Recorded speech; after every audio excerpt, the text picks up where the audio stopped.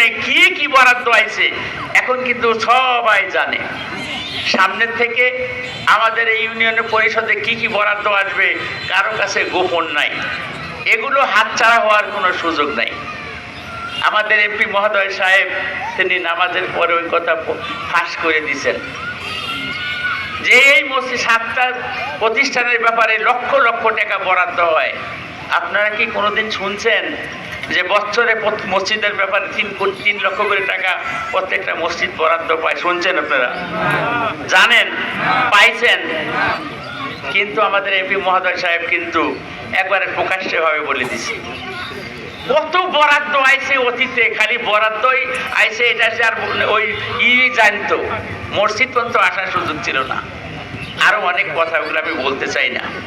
এই জন্য সম্মানিত ভাইরা আমার, আল্লাহ তাআলা বলতেছেন লাইন শাকারতুম লাযিদান্নাকুম ওয়া লাইন কাফারতুম ইন্না আযাবি লাশাদীদ। তোমাদেরকে যে নিয়ামত দেওয়া হয়েছে এই নিয়ামতের কৃতজ্ঞতা আদায় করলে আমি বাড়িয়ে দেব, আর যদি অকৃতজ্ঞ হও তাহলে আমি ছিনিয়ে দেব, শক্ত কঠিন শাস্তি তোমাদের জন্য অবধারিত।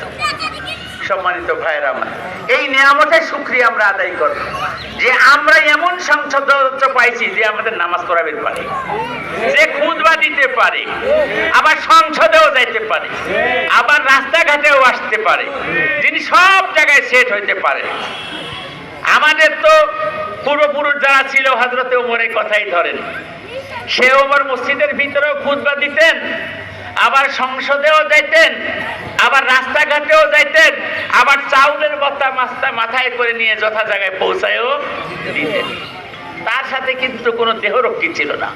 আমাদের এমপি মহোদয় সাহেব এখানে আসছে, যদি অন্য কোনো এমপির আসতো দেখছেন এখানে পুলিশের গাড়ি কয়টা, আমাদের এমপি সাহেবের কই পুলিশের গাড়ি কই? আরে ভাই, পুলিশের গাড়ি তো তার জন্যই থাকবে যার ব্যাপারে কোনো রকমের সন্দেহ আছে। আমাদের এমপি সাহেব তো ভয় করে না, কেন? উনি তো কোনো রকম কোনো অন্যায় কাজ করে নাই। অন্যায় কাজ করলে না বুকের ভিতরে ভয় থাকবে যে আমার মান কি হয়? তো উনি তো অন্যায়ের ধারে কাছেই যায় না, উনি তো অন্যায়ের ধারে কাছেই যায় না।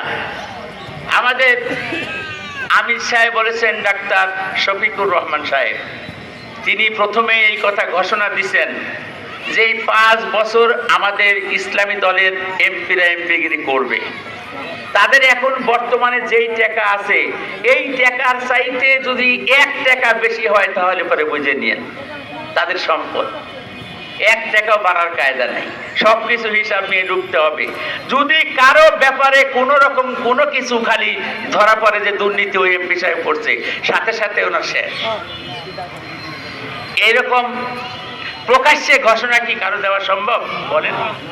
সুতরাং যদি এই নীতির উপরে আমাদের এমপি সাহেবরা থাকে, বাংলাদেশ যে সোনার বাংলা হওয়ার কথা ছিল এটা আসলে সোনার বাংলা হিসাবেই পরিণত হবে ইনশাআল্লাহ।